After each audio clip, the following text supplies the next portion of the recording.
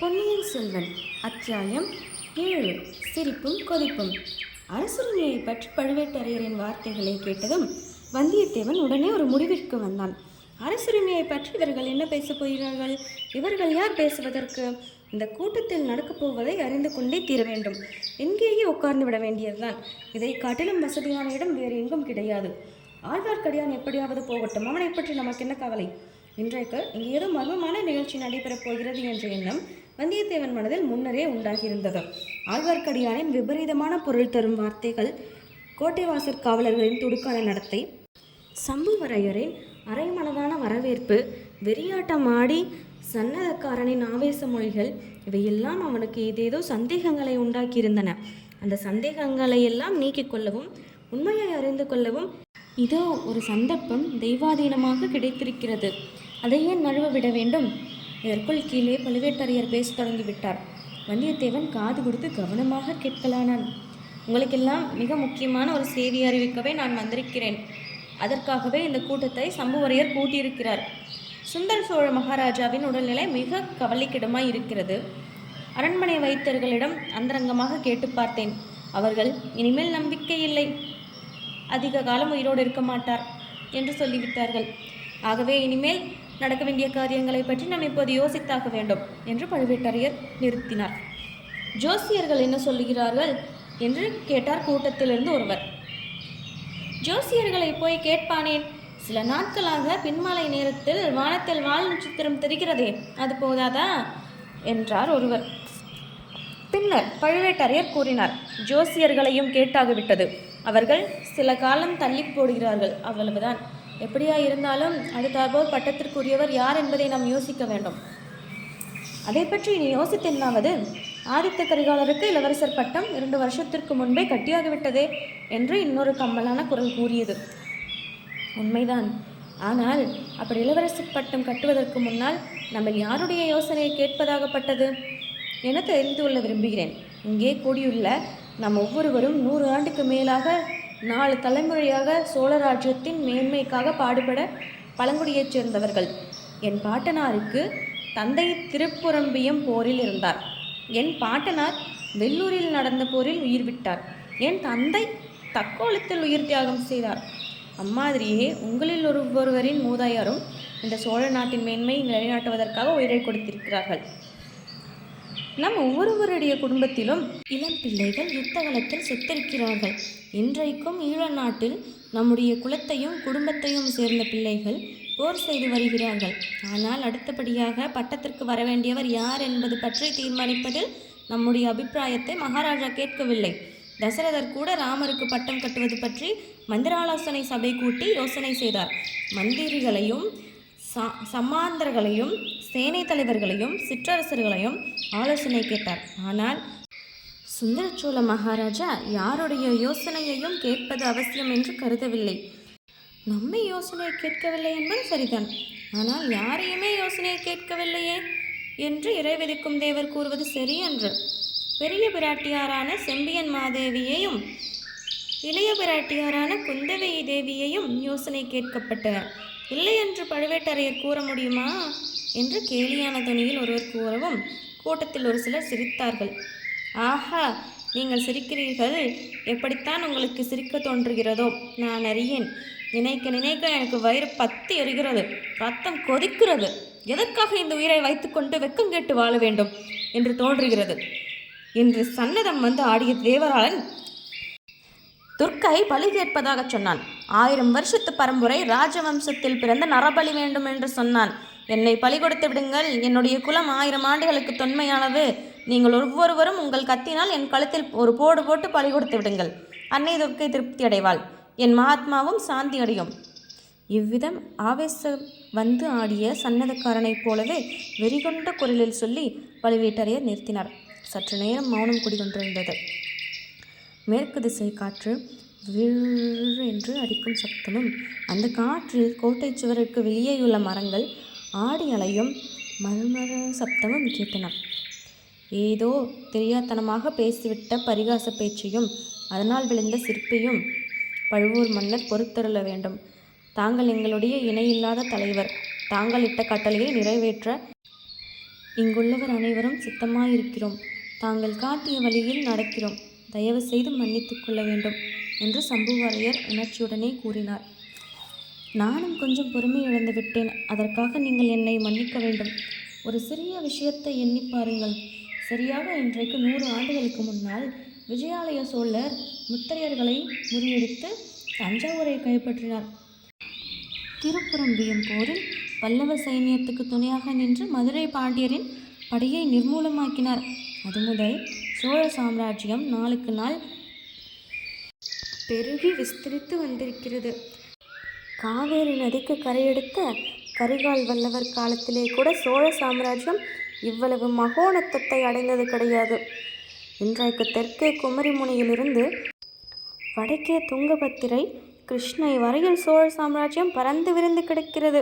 பாண்டிய நாடு, நாஞ்சில் நாடு, யாருக்கும் இதுவரையில் வணங்காத சேர நாடு, தொண்டை மண்டலம், பாகி நாடு, கங்கப்பாடி, நுளம்பப்பாடி, வைதும்பர் நாடு, சீட்புலி நாடு, பெரும்பானப்பாடி நாடு, பொன்னி நதி உற்பத்தியாகும் குடகு நாடு ஆகிய இத்தனை நாடுகளும் சோழ சாம்ராஜ்யத்திற்கு அடங்கி கப்பம் செலுத்தி வருகின்றன. இவ்வளவு நாடுகளிலும் நம் சோழ நாட்டு புலிக்கொடி பறக்கிறது.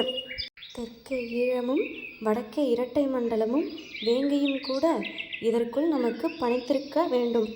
அப்படி பணியாதிருப்பதற்கு காரணங்களை நான் சொல்ல வேண்டியதில்லை. அவைகள் எல்லாம் உங்களுக்கு தெரிந்ததுதான். ஆம், எல்லோருக்கும் தெரியும். ஈழமும் இரட்டைப்பாடியும் வேங்கியும் கலிங்கமும் பணியாததற்கு 2 காரணங்கள் உண்டு. ஒரு காரணம் வடதிசை மாதண்ட நாயகராகிய இளவரசர் ஆதித்த கரிகாலர். இன்னொரு காரணம் அவருடைய தம்பி அருள்மொழிவர்மர்.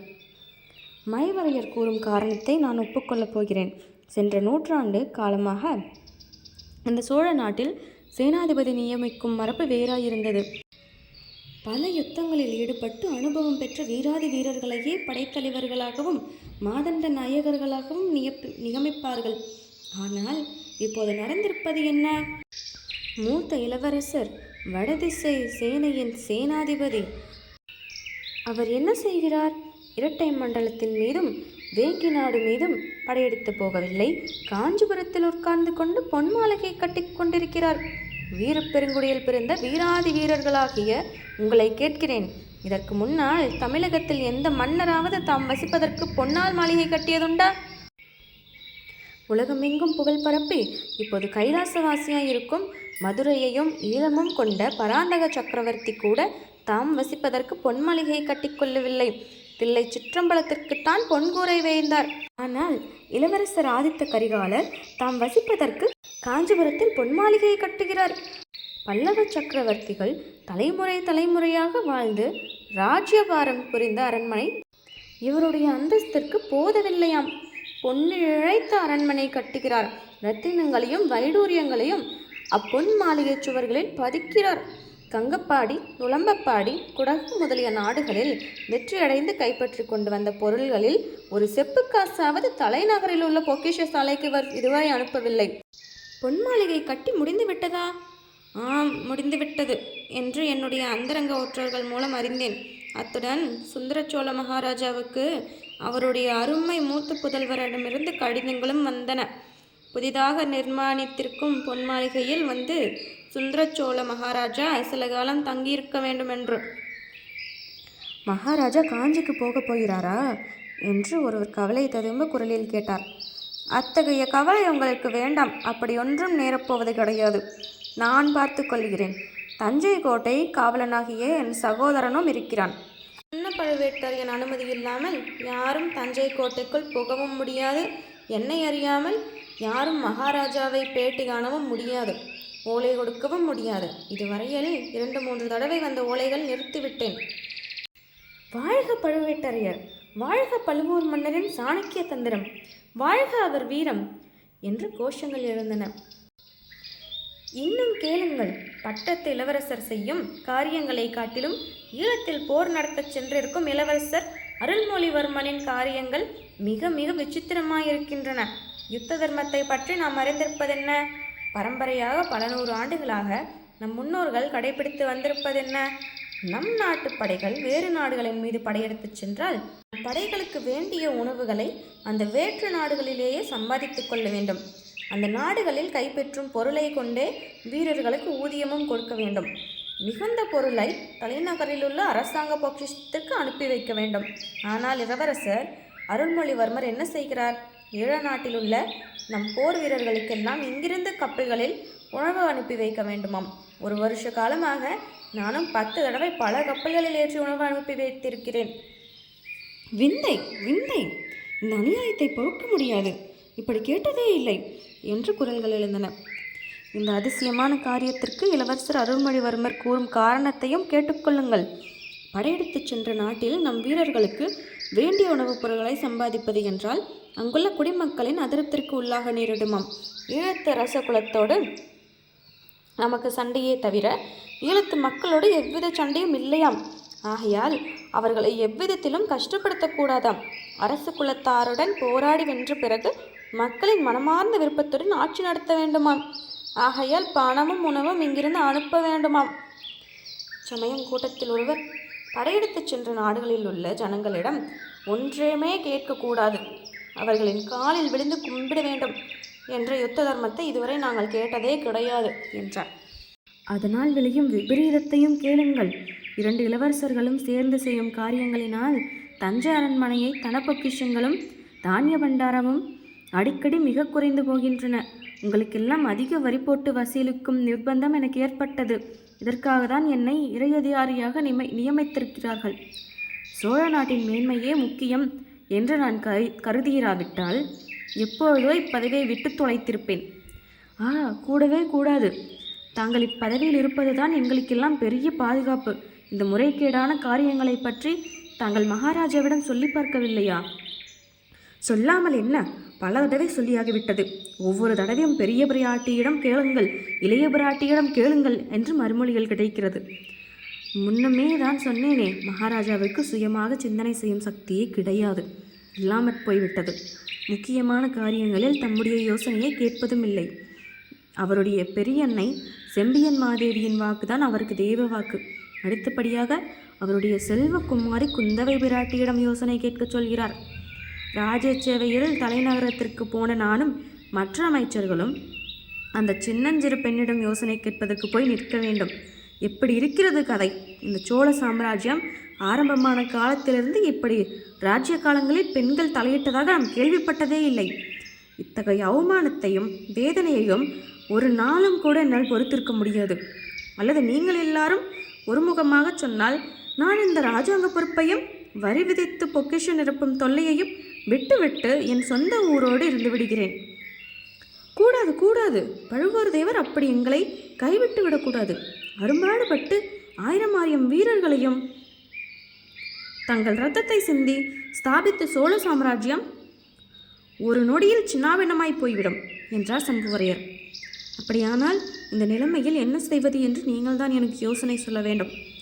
அல்லி ராஜ்யத்தை விட கேவலமாகிவிட்ட இந்த பெண்ணரசிற்கு பரிகாரம் என்ன என்று நீங்கள் தான் சொல்ல வேண்டும் என்றார் பழுவூர் மன்னர். வல்லவரையனின் பயணம் தொடரும்.